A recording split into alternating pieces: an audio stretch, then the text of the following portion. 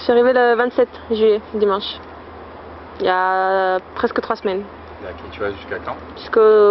Mon avion est le 3 septembre, mais jusqu'au 31. Okay. Là, je donne des cours de français dans un camp de réfugiés, seulement dans Askar, et des cours de français dans le centre, et des autres dans une école, un camp d'été, avec des enfants. On est en train de faire une pièce de théâtre avec Bertrand, un autre volontaire. Dans le camp d'été, c'est des enfants, près de 12 ans. Dans Askar, le camp de réfugiés, c'est des enfants aussi, donc le même âge, 12 ans à peu près. Et au centre, c'est des adolescents.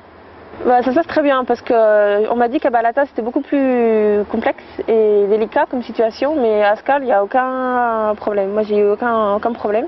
Je pensais vraiment arriver dans un camp de réfugiés et voir avoir un choc ou voir autre chose, mais j'ai pas été particulièrement gênée, quoi. On se demande si en fait on est juste, on n'enseigne pas pour qu'ils oublient la réalité, que ce soit juste un exutoire. Je pense qu'ils ont vraiment envie d'apprendre, parce qu'il y en a vraiment, ils posent énormément de questions, ils ont envie d'apprendre plein de choses, ils écrivent tout, c'est incroyable. Je pense que c'est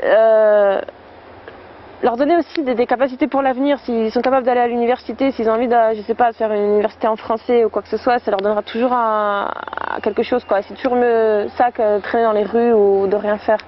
Apprendre c'est toujours positif, ça te permet de t'évader et te sentir plus confiant. Ils sont tellement enfermés sur eux-mêmes et ils n'ont tellement pas d'opportunité rien que de sortir, parce qu'il y a des Palestiniens qui te disent qu'ils rêvent d'aller à Jérusalem et qu'ils ne peuvent pas, alors que c'est pourtant vraiment pas loin. Et tu sens qu'ils ont envie de sortir et qu'ils rêvent. Hier, une Palestinienne m'a dit « je rêve de voir la mer ». Elle avait 25 ans, elle n'a jamais vu la mer. Et tu te sens mal quand tu entends ça.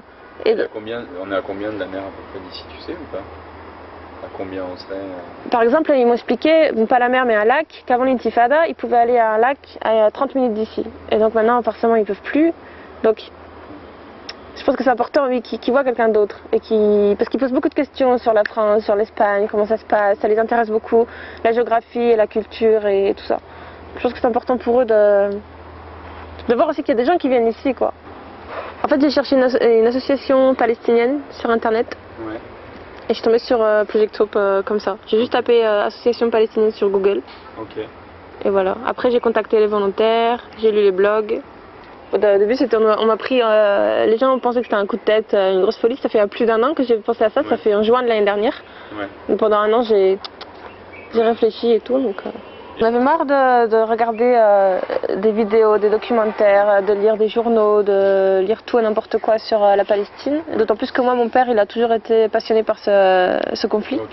Et ça fait 10 ans à peu près qu'il m'en parle, qu'il est passionné. Et puis juste l'année dernière, je me suis dit, au lieu de regarder tout le temps et de t'énerver toute seule, et de répéter un discours qui n'est pas le tien, donc tu sais pas ce que tout le monde juge en disant c'est des connards ou c'est pas des connards, sans savoir en fait.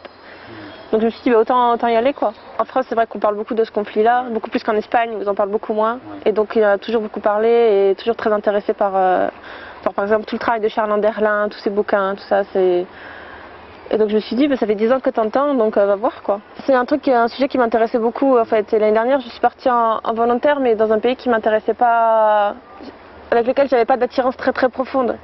Donc j'avais envie de partir à un endroit où je choisissais et que je choisissais qui m'intéressait vraiment. Moi je pense que c'est important d'avoir un vrai intérêt, une vraie volonté par rapport au pays où tu pars. Je connaissais, mais justement, je connaissais sans avoir les idées très claires parce que c'était tellement complexe que j'ai lu pas mal de trucs et tout, mais déjà tu as toujours peur du point de vue qui est employé par l'auteur.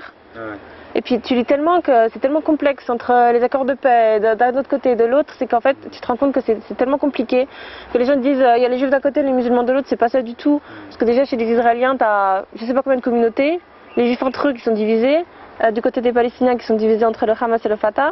Donc à la fin c'est beaucoup plus complexe que ce qu'on croit. Et je pense que je vais repartir d'ici avec une idée très claire, ça va être encore pire je pense. Ça va être vraiment...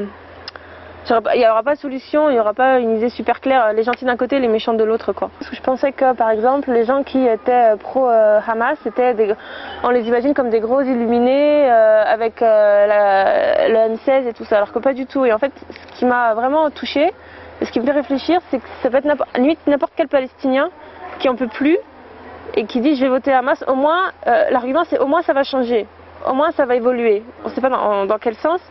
Et c'est ça en fait, c'est de se dire que c'est pas limité à une toute petite partie de gens vraiment à bout, c'est que ça peut être un peu n'importe qui. Je pense qu'il y a une grosse peur de contestataires contre le Fatah qui est corrompu, etc. Et puis il y a une part mais je pense qu'ils adhèrent aussi beaucoup au Hamas, parce que le Hamas fait beaucoup dans tout ce qui est social et j'espère que ça va évoluer. Franchement, très très bon, très positif. Les enfants, ils ont tellement envie d'apprendre, ils posent plein de questions. Les heures en général, elles passent très très vite. Donc ça, c'est le mieux pour un prof ou pour qui que ce soit qui donne un cours, parce que ça, on s'ennuie pas, ils sont motivés et c'est génial. Et les Palestiniens, super. Hier, j'étais invitée dans une maison chez une Palestinienne. Ils accueillent d'une façon qui est juste incroyable, il n'y a rien à dire.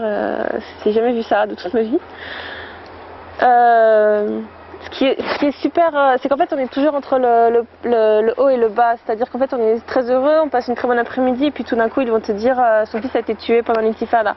Donc ça te ramène toujours à la réalité et ça c'est difficile. Quand les enfants aussi te racontent ce qui se passe au checkpoint, pourquoi ils ont dû attendre 4 heures, pourquoi ils n'ont pas pu passer, etc. C'est difficile. Moi j'aimerais beaucoup revenir mais pour plus longtemps et pas en été, pour voir la vie, c'est un peu une parenthèse, on est plein, on est beaucoup, tout ça. Si je peux trouver un moyen de revenir et de rester plus longtemps, ouais, je pense que je le ferai.